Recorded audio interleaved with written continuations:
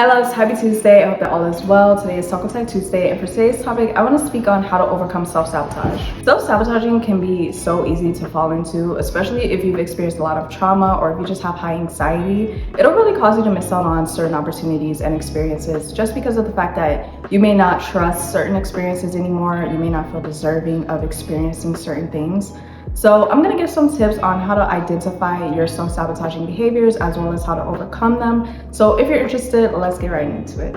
So the first step is to identify what your self-sabotaging behaviors are. Some different forms of self-sabotage would be procrastination, falling into temptation, indulging in substances, perfectionism, and defensiveness. So I usually do like a scan across my whole life when it comes to my friendships, relationships, career, just life in general. Think about the things that trigger you the most and that kind of scare you the most. So for example, it'll cause you to start talking to somebody or be in a friendship and then you start doubting that friendship because you get scared of, well, what if this person may do this to me? Or what if this person won't be a good friend to me or a good partner to me? Or just start getting really anxious about the connection or about whatever it is that you're doing because of the fact that you've experienced certain things that cause you to not feel as open to new experiences, to new connections and friendships. Another thing too, for example, with me, it would be when it comes to career. I did not feel comfortable enough or confident to take on certain opportunities because I didn't feel as qualified or good enough to take those opportunities on or ready.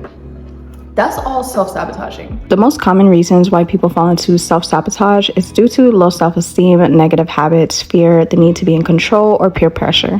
It's just your mind lying to you about what your capabilities are.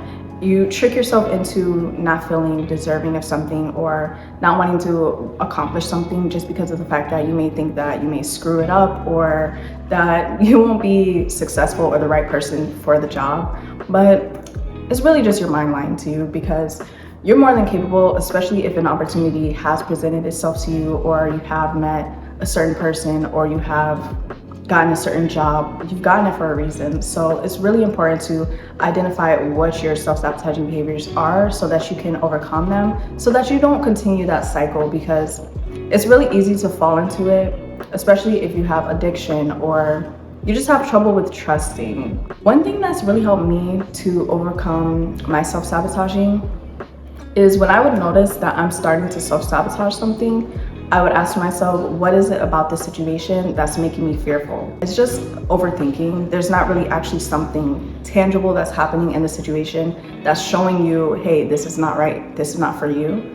It's just our thoughts. So because of the fact that self-sabotage will cause you to stay in your comfort zone, it's really, really important to do things that push you out of your comfort zone, regardless if you want to or not, because nothing comes from your comfort zone. Growth really comes when you step out of that. Once you start getting used to pushing yourself out of your comfort zone more and doing things that scare you, you start to see you really have nothing to worry about, you have nothing to fear, and it gets a lot easier to overcome the self-sabotaging behaviors.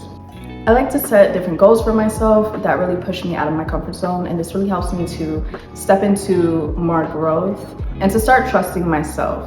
I feel like when we have self-sabotaging thoughts, it's really coming from a place of us not fully trusting ourselves.